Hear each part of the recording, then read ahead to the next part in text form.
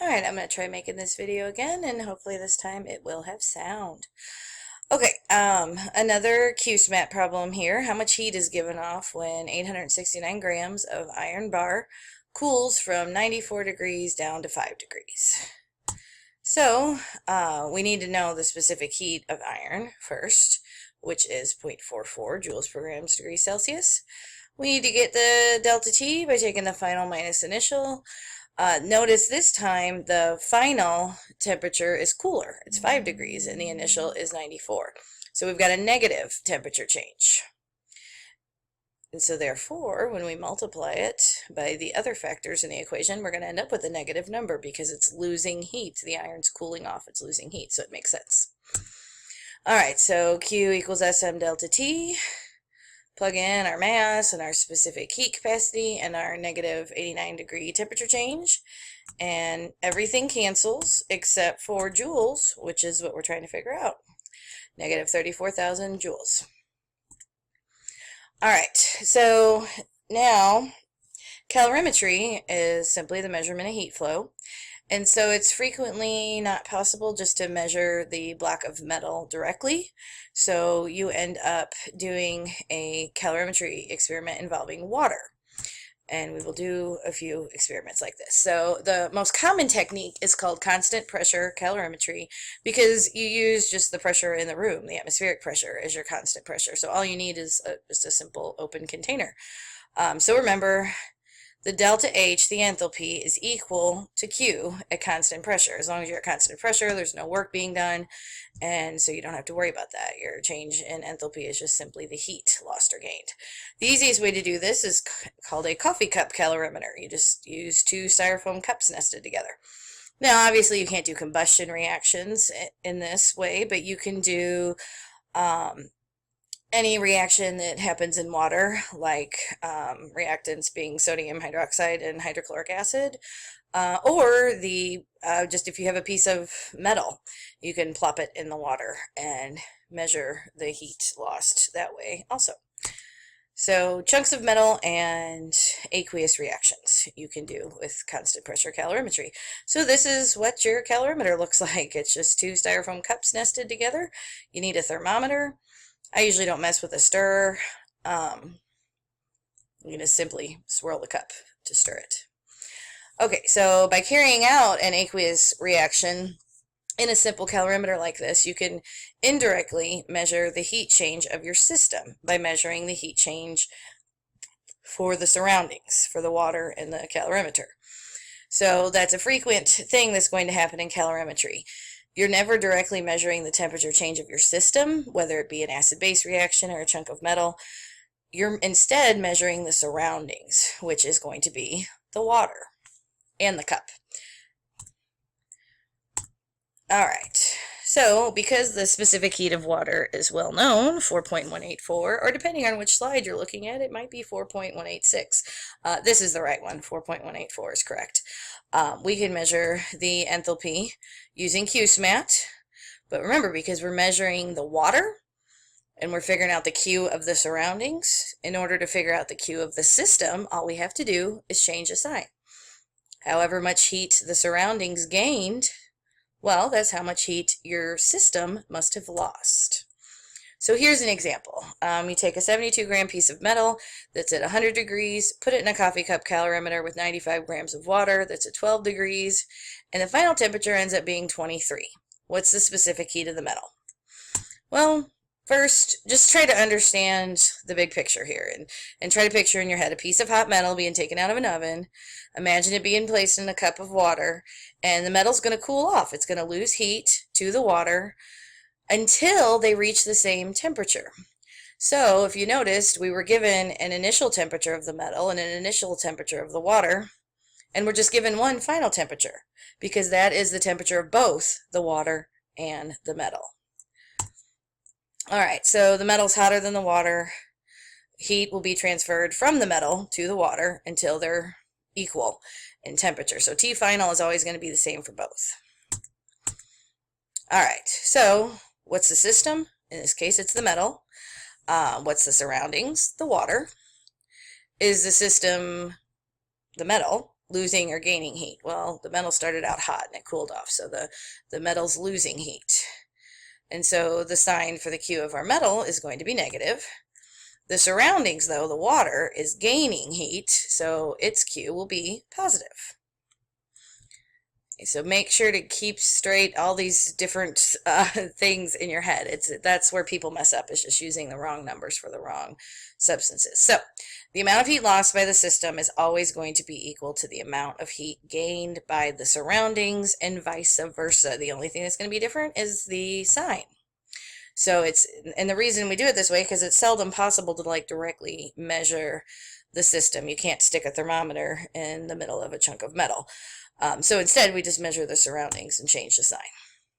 So sometimes it won't be totally obvious what you need to do to solve the problem right away. So just list out all your variables and your units, and that'll help you decide what to do. So we have a metal, we have its mass, we have its initial temp, we have the water, we have its mass and its initial temp. And then the T final, remember, applies to both of them. And we're looking for the specific heat of the metal. And we already know the specific heat of the water, which is 4.184. So what formula will help us find S, the specific heat capacity? Well, we can't just use Q equals SM delta T. Sorry, I forgot to change the font there. It should be the delta symbol. We can't just simply use Q smat by itself here, because we're dealing with two different substances. We're dealing with water and metal. So you might have already figured it out on your own that you would just Q smat the water, and you'll get a positive number when you do that. And all you do is then take that positive Q and call that the Q of your metal. So you figure out the Q of the water, call that the Q of your metal, make it negative this time, change the sign, and then do Q smat again using the data for the metal. You could do it as two separate problems that way. But you know me, I'm not a fan of doing more steps than necessary, so I'm going to show you how to do it like all at once. So remember, the amount of heat lost by your system is always going to be equal to the amount of heat gained by the surroundings, and vice versa. It's just the sign's going to be different. So I just set Q smat of the water equal to the Q smat of the metal. So the negative Q of the metal is equal to the positive Q of the water. Just like that. And then now I just plug in the variables for Q. So negative SM delta T of the hot thing equals the positive SM delta T of the cold thing. So for consistency, I always put the hot object on the left, the negative Q object on the left. So I just plug in S of the metal, that's what I'm looking for, times the mass of the metal, times the delta T of the metal, equals the S of the water, times the mass of the water, times the delta T of the water. Just that one, the hot metal, negative Q of it, equal to the positive Q of the water, and then just plug and chug and solve for the S of the metal. So because it's negative SM delta T, you can't really have a negative specific heat, but your hot object's going to have a negative temperature change. So it'll always cancel out. A negative times a negative, you'll end up with a positive. If you end up with a negative S, that's not possible. You've done something wrong with your math. So the specific heat of the metal is 0.78 joules per grams degree Celsius. That's reasonable. Water has an extremely high specific heat of 4. So metals are usually less than 1, so that's a reasonable answer. All right, now for the chemical reaction kinds, okay? The math gets a little hairier for these, but it's still the same concept. The Q lost by the reaction is equal to the Q of the water that it occurred in. They're just opposite signs. Okay, so suppose now we mix together 50 mils of 1 molar hydrochloric acid at 25 degrees and 50 mils of 1 molar sodium hydroxide at 25 degrees in a calorimeter in a coffee cup. They're mixed together by stirring, and the temperature increased all the way up to 31.9 degrees Celsius. What's the delta H for this reaction in kilojoules per mole of HCl? Whenever you list the delta H for a reaction, it's always per mole of one of the reactants, or it could be products, whatever. But it just needs to be per mole of something in the reaction. because as you noticed with thermochemical equations, that delta H is tied to the mole ratios of the substances in the reaction. All right, so it's going to look the same. You're still going to Q-SMAT and get the Q of the water. And then at the end, you have to divide by the moles of hydrochloric in this case. Okay, you divide by moles of whatever the species of interest is. Okay, so you'll get the Q of the water, but you want it per mole of hydrochloric in this example. Okay, so in addition to acid-base reactions, you can do this just simply for dissolving an object. The enthalpy of solution is what that's called. It's the heat generated or absorbed when a certain amount of solute dissolves in a certain amount of solvent. Usually our solvent's going to be water. And so here's some common ones. So what substance would be good for melting ice? Okay. A lot of people think we put like table salt on the roads in the wintertime.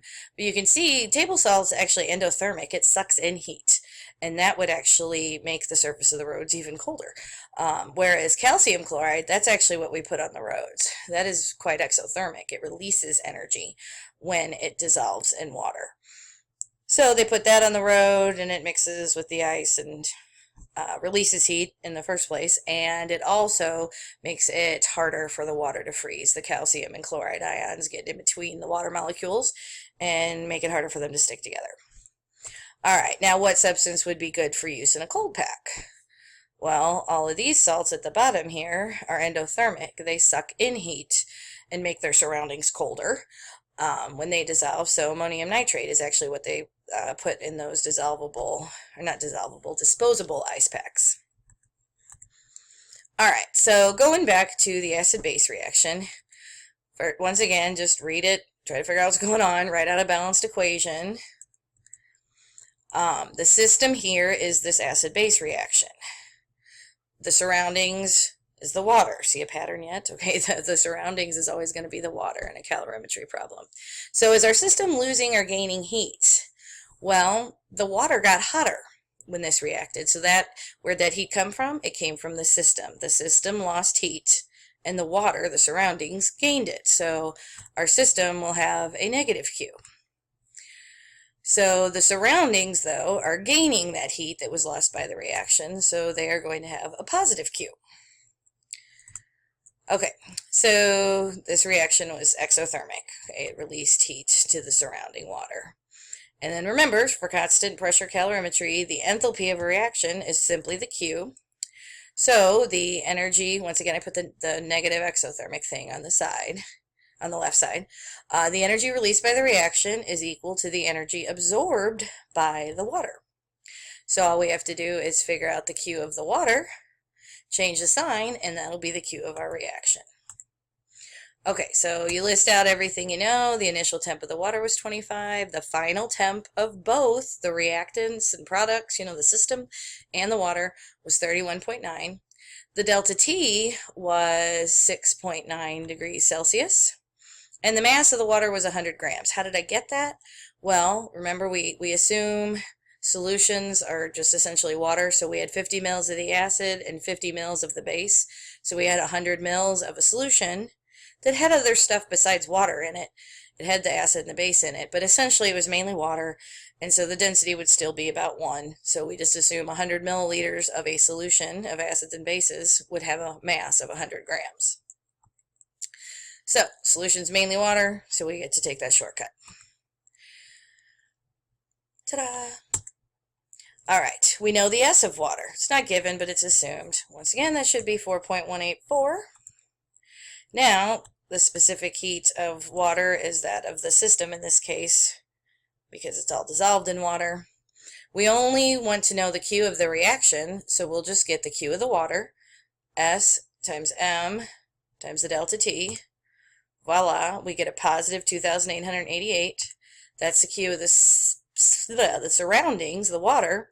So now I'm just going to make it negative. Just change the sign, and that's the Q of our reaction. And there it is in 2 sig figs.